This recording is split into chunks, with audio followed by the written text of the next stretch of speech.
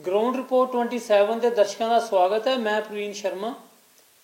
अज गल करांगे पंजाब के आने वाले विधान सभा चुनाव की। जिदा जिदा चुनाव नेड़े आ रहे हैं, हर पार्टी एक दूजे से अपना अपना दाब चल रही है, पैंतरा बदल रही है। अज एक नवी जी घटना घटी है, वो है केजरीवाल दे आप दे जड़े फाउंडर साथी NRI डॉक्टर मनीष रायजादा, जोड़े 31 मैंबर जी इन्होंने कमेटी सी स्क्रीनिंग कमेटी वो मैंबर से, उन्होंने अज केजरीवाल से बड़े सीरीयस एलीगेशन लगाए ने। उन्होंने कहा कि केजरीवाल ने करोड़ों रुपये चंदा इकट्ठा किया, उसका कोई हिसाब नहीं दिता। उस तो इलावा उन्होंने उत्ते उन्होंने पार्टी के वर्कर के उत्ते, पार्टी लीडर के उत्ते, करैक्टर के भी आरोप लगाए ने।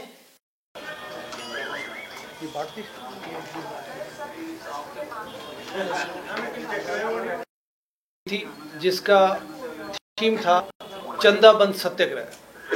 आम आदमी पार्टी के खिलाफ हमने ये एक सत्याग्रह शुरू किया था। हम सभी लोग आम आदमी पार्टी से संबंधित हैं, किसी न किसी कैपेसिटी में हमने शुरुआत से अन्ना आंदोलन से काम किया हुआ है। राजेंद्र मैदान, ज्योति हमारी सहायिका हैं इसमें, और अपने बाकी साथी यहाँ पे हैं। तो आज हम लोग यहाँ इसी उपलक्ष्य में फिर इकट्ठे हुए हैं और उदित नारायण के इस गीत कितना चंदा जेब में आया उसका लोकार्पण करेंगे आज। एक वेब सीरीज़ हमने 2019 में बनाई थी। It was produced and directed by me, transparency, पारदर्शिता।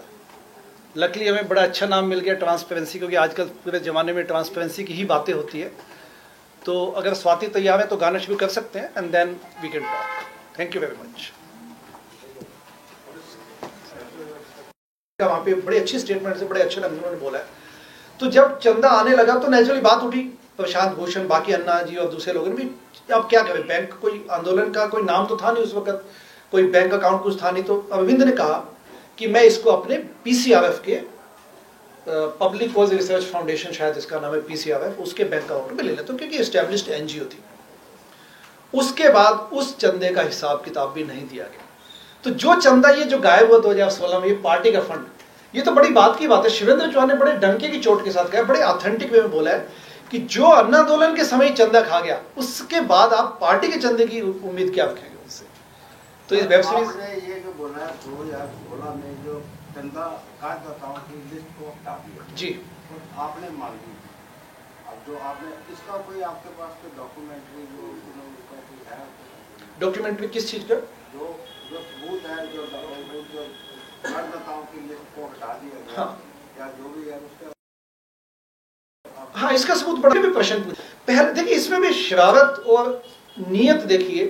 2016 में जून में all of a sudden one fine morning चंदे की लिस्ट वेबसाइट से गायब है, क्योंकि तो उनकी वेबसाइट पे पहले होती थी। आप आम आदमी पार्टी की amadmiparty.org पे आप वेबसाइट के लिंक देख सकते थे, दानदाताओं की सूची देख सकते थे। जून 2016 में किसी एक प्रातः लिस्ट गायब हो गई। तो इन्होंने क्या बोला, उस पेज को उन्होंने लिख दिया पेज अंडर कंस्ट्रक्शन। ये नियम दिखाता है, मतलब छोटी सोच और बड़े लंबे चौड़े अन्ना आंदोलन की वजह से। जी, मैं इसको पॉइंट को कंप्लीट करता हूँ, फिर आता हूँ। तो वो काफी महीने, तो क्योंकि मीडिया पूछता, तो उन्होंने क्या कि पेज अंडर कंस्ट्रक्शन। फिर उसके बाद बातचीत हुई, तो नहीं जी, वो तो संजय सिंह जैसे, मतलब जो बिलीव डीलर्स है, ठीक है ना, जो सत्ता की दलाली करना जानते हैं, उसके अलावा उनके पास कुछ नहीं है। क्योंकि हम लोग सच्चे हैं, हम मींस वॉलंटियर्स। तो उन्होंने कहा, इसलिए हमें कहने में कोई शंका नहीं, हम तो आंखों में आंखें डाल के बात कर सकते हैं। वो लोग अवॉइड करते हैं। उसके बाद जी संजय सिंह ने, बीजेपी तंग करती है, इनकम टैक्स डिपार्टमेंट तंग करता है, ये वो फिराना ढमकाना बेकार की बातें करने लग गए। हमने कहा कि अब चंद और डोनर्स को हमें तंग किया जाता है, IT डिपार्टमेंट तंग करता है। तो आपको ध्यान होगा, एक मिस्टर अग्रवाल थे, if I remember the name correctly, Hong Kong से अमित अग्रवाल, कोई NRI, उसने 50 लाख रुपीज डोनेट किए थे आम आदमी पार्टी। बात 50 लाख की नहीं है, 5 रुपए भी उतनी ही अहमियत रखते थे, 10 रुपए भी और 50 लाख भी। लेकिन सबने एक आंदोलनकारी जील के साथ, शहीद भगत सिंह की सोच वाले लोग थे वो लोग, जिन्होंने डोनेशन दिए। 5 रुपए जो दे रहा वो भी एक आंदोलनकारी सोच का व्यक्ति था, जिसने 50 लाख दिए उसने भी। तो उस लिस्ट को हटाने का क्या मतलब है? जो आपका एग्जाम्पल है, कितना पैसा इकट्ठा हुआ, जब पैसा आपने हटा ही लिया तो आई कैन नॉट टेल कि कितना पैसा इकट्ठा हुआ।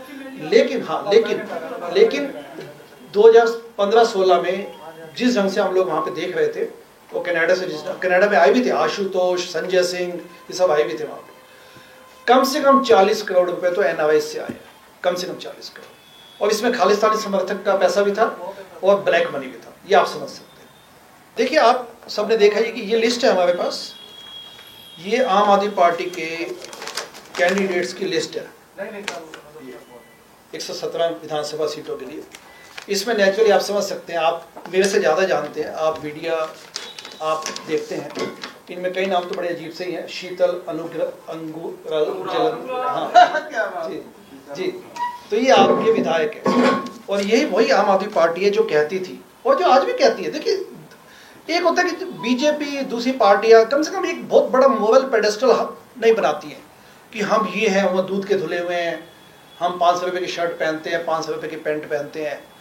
वो कहते हैं कि ठीक है, राजनीति का मतलब ये है कि ठीक है, जो फेवर किया जाता है, पैसा लिया जाता है, पैसा दिया जाता है, क्लाइंटेलिज्म जिसको कहते हैं आप, कि एक बड़ा क्लाइंट नेटवर्क बनाया जाता है कि मैं MLA का चुनाव लड़ना चाहूँगा तो मुझे एक सिस्टम बनाना पड़ेगा जिसमें तहत मैं फेवर्स दूंगा कम।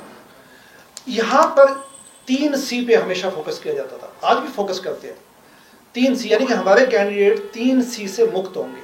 ये 3C वाली चीज़ें, नंबर 1 ही और she would have a good character, number 1, number 2 criminality नहीं होगी, criminality free, and third is corruption free. ये 3C का सिद्धांत आज भी हम बोलते हैं, और मतलब बिल्कुल झूठी नीयत के साथ बोलते हैं, और उसके बाद हम ऐसे लोगों को टिकट देते हैं। तो हम लोगों का 96 कैंडिडेट की लिस्ट आपके पास है जी, इनमें कितने कैंडिडेट हैं आपकी नजर में जो क्रिमिनल हैं या जिनकी बैकग्राउंड ठीक नहीं? बड़ी अच्छा क्वेश्चन पूछा आपने।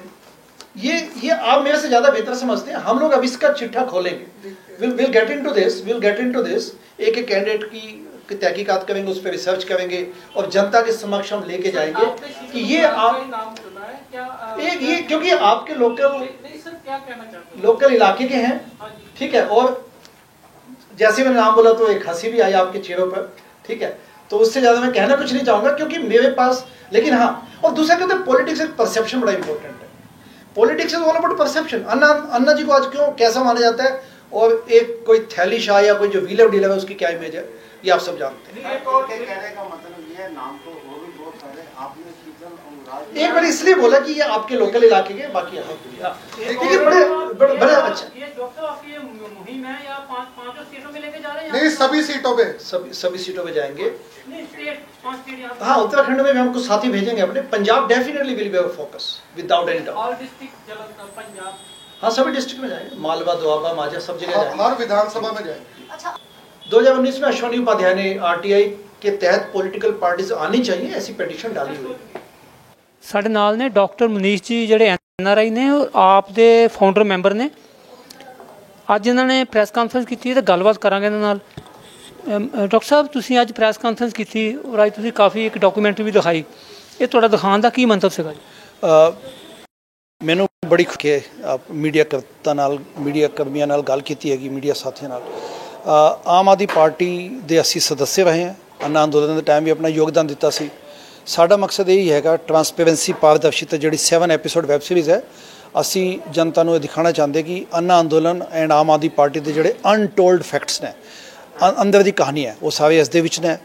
ਟਰਾਂਸਪੇਰੈਂਸੀ, ਪਾਰਦਰਸ਼ਿਤਾ ਵੈਬ ਸੀਰੀਜ਼ ਦੇ ਵਿੱਚ 2 ਗਾਣੇ ਵੀ ਨੇ। ਇੱਕ ਹੈਗਾ ਕਿਤਨਾ ਚੰਦਾ ਜੇਬ में आया, एंड दूजा है बोल वे दिल्ली बोल। कितना चंदा जेब में आया उदित नारायण जो बॉलीवुड सिंगर ने उन्होंने गाया है। एंड आम आदमी पार्टी का एक मूलभूत सिद्धांत सी चंदे की पारदर्शिता, उस दे नाल जो खिलवाड़ होया है उत्ते आधारित सॉन्ग हैगा। थीम ये हैगी कि चंदे की पारदर्शिता नाल खिलवाड़ होया है जी। ਡਾਕਟਰ ਸਾਹਿਬ, ਤੁਸੀਂ ਇਹ ਤੁਹਾਨੂੰ ਜ਼ਰੂਰਤ ਕਿਉਂ ਪਈ, ਤੁਹਾਨੂੰ ਪਬਲਿਕ ਦੇ ਵਿੱਚ ਆਉਣ ਦੀ, ਤੁਹਾਨੂੰ ਡਾਕੂਮੈਂਟ ਰਿਲੀਜ਼ ਕਰਨ ਦੀ ਇਹ ਕਿਉਂ ਜ਼ਰੂਰਤ ਪਈ, ਕਿਉਂ ਮਹਿਸੂਸ ਕੀਤੀ ਤੁਸੀਂ? ਸਾਨੂੰ ਇਹ ਲੱਗਦਾ ਕਿ ਜਿਹੜੀ ਇੱਕ ਜਿੱਦ ਦੇ ਨਾਲ ਅਸੀਂ ਪੋਲੀਟੀਕਲ ਪਾਰਟੀ ਬਣਾਈ ਸੀ, ਅਰਵਿੰਦ ਕੇਜਰੀਵਾਲ, ਬਾਕੀ ਲੋਕਾਂ ਨੇ, ਸਾਡਾ ਵੀ ਸਹਿਯੋਗ ਸੀ, ਆਮ ਕਾਰਜਕਰਤਾ ਵਲੰਟੀਅਰਸ ਦਾ, ਦੇਸ਼ ਦੀ ਜਨਤਾ ਦਾ ਸਮਰਥਨ ਸੀ ਕਿ ਤੁਸੀਂ ਇੱਕ ਨਈ ਪਾਰਟੀ ਬਣਾਓ ਐਂਡ ਉਸ ਨਈ ਪਾਰਟੀ ਦੇ ਨਾਮ 'ਤੇ ਤੁਸੀਂ ਵਿਵਸਥਾ ਪਰਿਵਰਤਨ ਦਾ ਜਿਹੜਾ ਜੋ ਸੁਪਨਾ ਤੁਸੀਂ ਸਾਨੂੰ ਦਿਖਾਉਂਦੇ ਪਏ ਹੋ ਉਹ ਕਰਕੇ ਦਿਖਾਓ। ਤਾਂ ਉਸ ਵਿਵਸਥਾ ਪਰਿਵਰਤਨ ਦੇ ਜਿਹੜੇ ਵੀ ਸਿਧਾਂਤ ਸੀ, ਚੰਦੇ ਦੀ ਪਾਰਦਰਸ਼ਿਤਾ, ਆਂਤਰਿਕ ਸਵਰਾਜ, ਆਂਤਰਿਕ ਲੋਕਪਾਲ, ਉਹ ਸਾਰੀ ਚੀਜ਼ਾਂ ਨਾਲ ਖਿਲਵਾੜ ਹੋਇਆ। ਹਾਈ ਕਮਾਂਡ ਖਤਮ ਕਰ ਦਿਆਂਗੇ, ਹਾਈ ਕਮਾਂਡ ਕਲਚਰ, ਉਹ ਜੋ ਸਾਰਾ ਖਿਲਵਾੜ ਹੋਇਆ ਤਾਂ ਆਮ ਆਦਮੀ ਨੂੰ ਬੜਾ ਧੱਕਾ ਪਹੁੰਚਾ, ਕਿਉਂਕਿ ਦੇਸ਼ ਦੀ ਇੱਕ ਆਸਥਾ, ਦੇਸ਼ ਦੀ ਟਰਸਟ ਜਾਂ ਜਿਹੜੀ ਫੇਥ ਸੀ ਕਿ ਚਲੋ ਇੱਕ ਪੋਲਿਟਿਕਸ ਬਦਲਣਗੇ, ਸਿਆਸਤ ਬਦਲਣਗੇ, ਨਵੀਂ ਕਿਸਮ ਦੀ ਰਾਜਨੀਤੀ ਕਰਕੇ ਦਿਖਾਣਗੇ, ਉਸ ਦੇ ਨਾਲ ਖਿਲਵਾੜ ਹੋਇਆ। ਤੁਸੀਂ ਜ਼ਿਕਰ ਕੀਤਾ ਸੀ CCC ਦਾ ਜੀ। ਤੇ ਉਹ CCC ਦੇ ਜਿਹੜੇ ਮਾਪਦੰਡ ਨੇ ਉੱਥੇ ਪਾਰਟੀ ਕਿਹੜੇ ਸੀ ਤੋਂ ਥੱਲੇ ਉਤਰ ਗਈ ਹੈ, ਪਟੜੀ ਤੋਂ ਉਤਰ ਗਈ? 3 ਸੀ ਅਸੀਂ ਅਜੇ ਵੀ ਕਹਿੰਦੇ ਨੇ। ਦੇਖੋ ਸਭ ਮਜ਼ਾਕ ਦੀ ਮਖੌਲ ਇਹ ਹੈਗਾ ਕਿ ਅੱਜ ਵੀ ਅਰਵਿੰਦ ਕੇਜਰੀਵਾਲ ਇਹ ਕਹਿੰਦੇ ਨੇ ਅਸੀਂ 3C ਦੇ ਨਾਮ 3C ਦੇ ਹਿਸਾਬ ਦੇ ਨਾਲ ਟਿਕਟਾਂ ਦਿੰਦੇ ਆ ਜਾਂ ਪਦਾਧਿਕਾਰੀਆਂ ਨੂੰ ਮਤਲਬ ਬਣਾਉਂਦੇ ਆ। ਨੰਬਰ 1 ਉਹਦਾ ਕਰੈਕਟਰ ਚੰਗਾ ਹੋਏਗਾ, ਨੰਬਰ 2 ਕ੍ਰਿਮੀਨੈਲਿਟੀ ਫਰੀ ਹੋਏਗਾ, C free, criminality free, 3rd is corruption free. ਇਹ तीनों सिद्धांतां तो ਅਸੀਂ ਖਿਲਵਾੜ ਕਰਦੇ। ਇਸ ਵਕਤ ਵੀਲਿੰਗ ਡੀਲਿੰਗ ਚੱਲਦੀ ਪਈ, ਬਸ ਆਪਣਾ ਲੈਣ ਦੇਣ ਚੱਲਦਾ ਹੈ, ਨਵੇਂ ਬੰਦੇ ਲੈ ਲੈਂਦੇ ਨੇ, ਪੁਰਾਣੇ ਬੰਦੇ ਨੂੰ ਧੱਕਾ ਦੇ ਦਿੰਦੇ ਨੇ, ਠੀਕ ਹੈ ਨਾ, ਇਹ ਹੁੰਦਾ। ਡਾਕਟਰ ਸਾਹਿਬ ਤੁਸੀਂ ਜ਼ਿਕਰ ਕੀਤਾ ਸੀ ਕਰਪਸ਼ਨ ਦਾ, ਤੁਹਾਡੀ ਅਪਰੋਕਸੀਮੇਟਲੀ ਕਿੰਨੀ ਕਰਪਸ਼ਨ ਜਿਹੜੀ ਹੈ ਹਰ ਸਾਲ ਹੁੰਦੀ ਹੈ ਆਪ ਦੇ ਵਿੱਚ, ਚੰਦੇ ਦੇ ਨਾਂ ਦੇ ਉੱਤੇ ਜਾਂ ਪਾਰਟੀ ਫੰਡ ਦੇ ਨਾਂ ਦੇ ਉੱਤੇ? ਪਾਰਟੀ ਨੇ ਜਦੋਂ ਜੂਨ 2016 ਵਿੱਚ ਪਾਰਟੀ ਦਾ ਚੰਦੇ ਦੀ ਲਿਸਟ ਹਟਾ ਦਿੱਤੀ, ਉਸ ਦੇ ਬਾਅਦ ਕਰਪਸ਼ਨ ਹੀ ਕਰਪਸ਼ਨ ਹੈ। ਪੈਸਾ ਇੱਕ ਪੈਸਾ ਆਉਂਦਾ ਪਿਆ, ਚਾਹੇ 100 ਕਰੋੜ ਆਉਂਦੇ ਪਏ ਨੇ, ਤੁਸੀਂ ਜਦੋਂ ਦਿਖਾਓਗੇ ਨਹੀਂ, ਟਰਾਂਸਪੇਰੈਂਸੀ ਨਹੀਂ ਵਰਤੋਗੇ, ਪਾਰਦਰਸ਼ਿਤਾ ਨਹੀਂ ਹੋਏਗੀ, ਤਾਂ ਕਰਪਸ਼ਨ ਹੈਗੀ। ਦਾਲ ਵਿੱਚ ਡੈਫੀਨਿਟਲੀ ਕੁਝ ਕਾਲਾ ਹੈ। ਕਰਪਸ਼ਨ ਤਾਂ ਹੈ, ਬਟ ਕਿੰਨੀ ਕਰਪਸ਼ਨ? ਤੁਸੀਂ ਕਰਪਸ਼ਨ ਹੈ, ਟਿਕਟਾਂ ਵੰਡੀ ਜਾਂਦੀਆਂ ਨੇ, ਇਸ ਵਕਤ ਟਿਕਟਾਂ ਵੇਚੀ ਜਾਂਦੀਆਂ ਨੇ, ਪਦਾਧਿਕਾਰੀਆਂ। ਕਰਪਸ਼ਨ ਇਸੇ ਪੈਸੇ ਤੇ ਨਹੀਂ ਹੁੰਦੀ, ਕਰਪਸ਼ਨ ਹੁੰਦੀ ਸਿਧਾਂਤਾਂ ਦੀ ਵੀ। ਜਦੋਂ ਤੁਸੀਂ ਮਿਸ਼ਨ ਬੁਨਿਆਦ ਨਾਲ ਖਿਲਵਾੜ ਕਰ ਦਿੱਤਾ, ਤੁਸੀਂ ਇਨਰ ਪਾਰਟੀ ਡੈਮੋਕ੍ਰੇਸੀ ਨਾਲ ਖਿਲਵਾੜ ਕਰ ਦਿੱਤਾ, ਇੱਕ ਹੀ ਬੰਦਾ ਕਨਵੀਨਰ ਬਣ ਕੇ ਬੈਠਾ 3 ਟਰਮਸ ਤੋਂ, ਠੀਕ ਹੈ। ਤੁਸੀਂ ਹਾਈ ਕਮਾਂਡ ਕਲਚਰ ਲੈ ਆਏ ਹੋ, 1 ਮੈਨ ਸ਼ੋ ਪੀਸ ਬਣਾ ਦਿੱਤਾ ਪੂਰੀ ਪਾਰਟੀ ਨੂੰ, ਤੇ ਕੀ ਸ਼ੋ ਕਰਦਾ ਇਹ ਕਰਪਸ਼ਨ। ਪਾਰਟੀ ਦੇ ਵਿੱਚ ਤੁਹਾਡੇ ਵਰਗੇ ਹੋਰ ਵੀ ਫਾਊਂਡਰ ਮੈਂਬਰ ਸਨ ਕਈ ਸੀਗੇ, ਤੇ ਉਹਨਾਂ ਨੇ ਮਤਲਬ ਕਿਉਂ ਆਵਾਜ਼ ਨਹੀਂ ਉਠਾਈ? ਮਤਲਬ ਤੁਸੀਂ ਆਵਾਜ਼, ਕਾਫੀ ਲੋਕਾਂ ਨੇ ਆਵਾਜ਼ ਉਠਾਈ ਹੈ, ਕਾਫੀ ਲੋਕਾਂ ਨੇ ਆਵਾਜ਼ ਉਠਾਈ ਹੈ, ਕਾਫੀ ਲੋਕ ਨਿਰਾਸ਼ ਹੋ ਕੇ ਬੈਠ ਜਾਂਦੇ ਨੇ। ਆਮ ਵਾਲੰਟੀਅਰ ਆਏ ਸੀ ਦੇਸ਼ ਬਦਲਾਵ ਦੇ ਵਾਸਤੇ, ਆਪਣੀ ਜੌਬ ਛੱਡ ਕੇ, ਯੰਗ ਸਟੂਡੈਂਟਸ ਕਾਲਜ ਛੱਡ ਕੇ ਆਏ ਸੀ, ਗ੍ਰੈਜੂਏਟਸ ਯੰਗ ਸੀ, ਉਹਨਾਂ ਨੂੰ ਜੌਬ ਨਹੀਂ ਮਿਲੀ, ਉਸ ਤਾਂ ਚਲੋ ਦੇਸ਼ ਬਦਲਾਂਗੇ, ਸਭ ਹਤਾਸ਼ ਹੋ ਕੇ ਚਲੇ ਗਏ ਨੇ ਅੱਜ। ਤਾਂ ਇਹ ਨਹੀਂ ਕਿ ਅਸੀਂ ਆਵਾਜ਼ ਉਠਾਉਂਦੇ ਪਏ ਹਾਂ, ਬਟ ਸਾਡੀ ਆਵਾਜ਼ ਹੁਣ ਕਾਫੀ ਲੱਖੋਂ ਲੋਕਾਂ ਦੀ ਆਵਾਜ਼ ਹੈਗੀ। ਤੁਹਾਡਾ ਕਹਿਣ ਦਾ ਮਤਲਬ ਕਿ ਇਸ ਵੇਲੇ ਜੋ ਕੇਜਰੀਵਾਲ ਜੀ ਕਰ ਰਹੇ ਨੇ ਉਹ ਸਿਰਫ ਢੰਗੋਸਲਾ ਦਿਖਾਵਾ ਹੈ, ਮਤਲਬ ਸੱਚਾਈ ਕੁਝ ਹੋਰ ਹੈ, ਇਹਦੀ ਪਰਦੇ ਦੇ ਪਿੱਛੇ ਕੁਝ ਹੋਰ ਚੱਲ ਰਿਹਾ। ਤੁਸੀਂ ਆਮ ਆਦਮੀ ਪਾਰਟੀ ਦੇ ਸਿਧਾਂਤਾਂ ਤੇ ਜਾਓ, ਜੋ ਬੜਾ ਕਲੇਮ ਸੀ, ਅੱਜ ਵੀ ਸਾਡੀ ਪਾਰਟੀ ਦੀ ਵੈਬਸਾਈਟ ਤੇ ਲਿਖਿਆ ਹੈਗਾ ਕਿ ਭ੍ਰਸ਼ਟਾਚਾਰ ਮੁਕਤ ਭਾਰਤ ਮੇਰੀ ਮੰਗ ਹੀ ਨਹੀਂ ਮੇਰੀ ਜਿੱਦ ਹੈ। ਤਾਂ ਤੁਸੀਂ ਦੇਖੋ ਕੀ ਹੋ ਗਿਆ। ਜੋ ਸਿਧਾਂਤ ਮੈਂ ਤੁਹਾਨੂੰ ਦੱਸੇ ਸੀ, ਵਿਵਸਥਾ ਪਰਿਵਰਤਨ ਸੇ ਕਮ ਕੁਝ ਵੀ ਮਾਨੇ ਨਹੀਂ ਹੈ। ਆਮ ਆਦਮੀ ਪਾਰਟੀ ਦਾ ਇਹ ਮੂਲਭੂਤ ਸਿਧਾਂਤ ਹੈਗਾ। ਤੁਸੀਂ ਉੱਥੇ ਵੇਖੋ ਕਿ ਖੜੇ ਕਿੱਥੇ ਸੀ, ਅੱਜ ਕਿੱਥੇ ਨੇ। ਪੂਰਾ ਤੁਸੀਂ ਗੱਲ ਕੀਤੀ ਹੈ 2 ਮੁੱਖ ਮੰਤਰੀਆਂ ਦੀ, ਇੱਕ CM 2 ਸਟੇਟਾਂ ਦਾ ਚੀਫ ਮਿਨਿਸਟਰ ਨਹੀਂ ਬਣ ਸਕਦਾ, ਇਹ ਜਰਾ ਕਲੀਅਰ ਕਰ ਦਿਓ ਦੁਬਾਰਾ। ਹਾਂ, ਉਹ ਇਹ ਕਹਿੰਦੇ ਨੇ, ਦੇਖੋ ਗੱਲ ਬੜੀ ਸਪਸ਼ਟ ਹੈ। ਪੰਜਾਬ ਵਿੱਚ ਪਿਛਲੇ 5 ਸਾਲਾਂ ਵਿੱਚ ਤੁਹਾਡੇ ਕੋਲ ਪੂਰਾ ਮੌਕਾ ਸੀ ਇੱਥੇ ਆਮ ਆਦਮੀ ਪਾਰਟੀ ਦਾ ਕਾਡਰ ਖੜਾ ਕਰਨ ਦਾ, ਲੇਕਿਨ ਇਹਨਾਂ ਨੇ ਕਿਹਾ ਸਭ ਨੂੰ ਸੰਕੁਚਿਤ ਕਰਨਾ ਸ਼ੁਰੂ ਕਰ ਦਿੱਤਾ, ਛੱਡ ਕੇ ਭੱਜ ਗਏ। ਠੀਕ ਹੈ, ਕੰਵਰ ਸੰਧੂ ਜੀ, ਬਾਕੀ ਜਿਹੜੇ ਵੀ ਆਪਣੇ ਖਹਿਰਾ ਸਾਹਿਬ, ਬਾਕੀ। ਅੱਛਾ, ਉਸ ਦੇ ਬਾਅਦ 5 ਸਾਲ ਇਹਨਾਂ ਨੇ ਕੋਈ ਕੈਡਰ ਖੜਾ ਨਹੀਂ ਕੀਤਾ। ਪਿਛਲੇ ਚੁਣਾਵ ਵਿੱਚ ਉਹਨਾਂ ਨੇ ਉਹ ਟਾਈਮ ਨਹੀਂ ਹੈਗਾ ਜੀ, ਇਹ ਉਹ ਕਹਿ ਕੇ ਦਿੱਲੀ ਦਾ ਦਰਬਾਰ ਪੂਰਾ ਚਲਾਇਆ। ਠੀਕ ਹੈ, ਯੰਗ ਮੁੰਡੇ ਭੇਜ ਦਿੱਤੇ, ਉਹ ਆ ਕੇ ਪਤਾ ਨਹੀਂ ਕੀ ਕਰਕੇ ਗਏ ਨੇ, ਪੈਸੇ ਵੈਸੇ ਤਾਂ ਖੂਬ ਖਾਏ ਨੇ, ਦੂਜੀ ਹਰਕਤਾਂ ਵੀ ਕੀਤੀਆਂ ਨੇ ਨਾ। ਹੁਣ ਇਹ ਕਹਿੰਦੇ ਨੇ ਕਿ ਇੱਕ ਦੂਜੀਆਂ ਹਰਕਤਾਂ ਕਿਹੜੀ ਕੀਤੀਆਂ? ਕਾਫੀ ਮੀਡੀਆ 'ਚ ਆਏ ਸੀ, ਤੁਸੀਂ ਲੋਕਾਂ ਨੇ ਉਠਾਏ ਸੀ, ਲਾਈਕ ਟਿਕਟਾਂ ਦੇ ਵੇਚਣ ਦੇ ਨਾਮ ਤੇ ਲਾਈਕ ਲੜਕੀਬਾਜੀ ਕੀ, ਇਸ ਕਿਸਮ ਦੀ ਕਾਫੀ ਹਰਕਤਾਂ ਸੁਣਨੀ ਚਾਹੀ ਸੀ, ਕਿਉਂਕਿ ਯੰਗਸਟਰਸ ਆਏ ਹੋਏ ਸੀ। ਮੈਂ ਕਈਆਂ ਨੂੰ ਜਾਣਦਾ, ਸਾਡੀ ਪਾਰਟੀ ਦੇ ਲੋਕੀ, ਉਹ ਲੋਂਡੇ ਲਪਾਟੇ ਇੱਥੇ ਭੇਜ ਦਿੱਤੇ, ਉਹਨਾਂ ਨੂੰ ਪੈਸਾ ਵੇਖਿਆ ਨਹੀਂ, ਚੱਪਲਾਂ ਹੀ ਚੱਲਦੇ ਸੀ, ਉਹ ਆ ਕੇ ਇੱਥੇ ਮੋਟੀ ਗੱਡੀਆਂ 'ਚ ਬੈਠਣ ਲੱਗੇ, ਹੋਟਲਾਂ 'ਚ ਰਹਿਣ ਲੱਗ ਗਏ, ਫਿਸਲਦੇ ਗਏ, ਜੋ ਹੁੰਦਾ ਉਸ ਯੰਗ ਏਜ 'ਚ ਹੋ ਸਕਦਾ। Anyway, coming back to this, Arvind Kejriwal Delhi ਤੋਂ ਕਹਿੰਦੇ ਪਏ ਨੇ, ਦਿੱਲੀ ਦਾ CM ਨੇ ਇਸ वक्त, कहते हैं एक मौका केजरीवाल को दीजिए आप, एक मौका केजरीवाल को किस बात का दिया है? यहाँ पे आप पंजाब में, या तो आप यहाँ के बैठिए, यहाँ पे आप लोकल अपना कुछ कीजिए। दिल्ली के CM यहाँ पे कैसे मौका दे देगी जनता यहाँ को? ये सोचने वाली बात है। ਉਹ ਤੇ ਇੱਕ ਸੌਂਗ ਚੱਲ ਰਿਹਾ ਕੁਮਾਰ ਵਿਸ਼ਵਾਸ ਦਾ, ਸੋਸ਼ਲ ਮੀਡੀਆ 'ਤੇ ਕਾਫੀ ਮਤਲਬ ਜਿਹੜਾ ਵਾਇਰਲ ਹੋ ਰਿਹਾ। ਉਹ ਕਹਿ ਰਿਹਾ ਕਿ 2017 ਦੇ ਵਿੱਚ ਪੰਜਾਬ ਦਾ CM ਬਣਨਾ ਚਾਹੁੰਦੇ ਸੀ। ਜਦੋਂ ਕਹਿੰਦਾ ਮੈਂ ਸਵਾਲ ਕੀਤਾ ਕੇਜਰੀਵਾਲ ਨੂੰ ਵੀ ਤੁਸੀਂ ਕਿਸ ਤਰ੍ਹਾਂ ਬਣੋਗੇ, ਉਹ ਕਹਿੰਦਾ ਜੀ ਫੁਲਕਾ ਜੀ ਦੇ ਵਿੱਚ ਤੇ ਭਗਵੰਤ ਮਾਨ ਦੇ ਵਿੱਚ ਆਪਸ ਦੇ ਵਿੱਚ ਤਾਲਮੇਲ ਨਹੀਂ ਹੋਣਾ, ਇਸ ਕਰਕੇ ਮੇਰਾ ਮੌਕਾ ਲੱਗ ਜਾਣਾ, ਮੇਰਾ ਚਾਂਸ ਲੱਗ ਜਾਣਾ, ਮੈਂ ਚੀਫ ਮਿਨਿਸਟਰ ਪੰਜਾਬ ਦਾ ਬਣਾਂਗਾ। ਇਹ ਕਾਫੀ ਵਾਇਰਲ ਹੈ। ਇਹ ਕਲਿੱਪ ਜਿਹੜੀ ਹੈਗੀ, ਇਹ ਹੈਗੀ ਪਾਰਦਰਸ਼ਿਤਾ, ਟਰਾਂਸਪੇਰੈਂਸੀ ਪਾਰਦਰਸ਼ਿਤਾ ਦਾ ਹਿੱਸਾ ਹੈਗਾ ਇੱਕ। ਉਸ ਦੇ ਤੁਸੀਂ ਵੇਖੋਗੇ ਤਾਂ ਮੈਂ ਵੀ ਥੋੜਾ ਦਿਖਦਾ, ਝਲਕ ਦਿਖਦੀ ਹੈ ਮੈਂ ਵੀ। ਇਹ ਸਾਡੀ ਜੋ ਵੈਬ ਸੀਰੀਜ਼ ਹੈ ਉਸ ਦਾ ਹਿੱਸਾ ਹੈਗਾ। ਤੁਸੀਂ ਕੋਈ ਪੰਜਾਬ ਵਾਸੀਆਂ ਨੂੰ, ਕੋਈ ਵੋਟਰ ਨੂੰ ਕੁਝ ਕਹਿਣਾ ਚਾਹੋਗੇ, ਅਪੀਲ ਕਰਨੀ ਚਾਹੋਗੇ?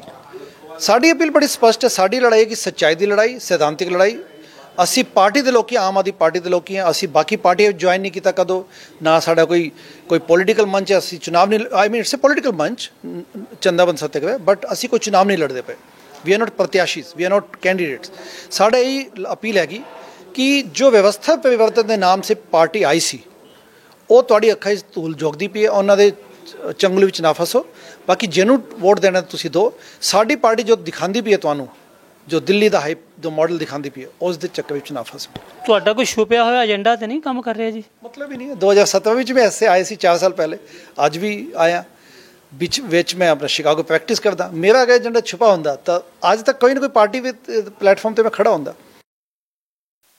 कितना चंदा जेब में आया, ये सॉन्ग ਜਿਹੜਾ ਡਾਕਟਰ ਮਨੀਸ਼ ਰਾਏਜਾਦਾ ਨੇ ਤਿਆਰ ਕੀਤਾ ਔਰ ਉਹਨਾਂ ਨੇ ਇਹਦੇ ਉੱਤੇ ਇਸ ਸੌਂਗ ਦੇ ਦੁਆਰਾ ਬੜੇ ਫਫਤੀਆਂ ਕੱਸੀਆਂ ਨੇ ਕੇਜਰੀਵਾਲ ਦੇ ਉੱਤੇ।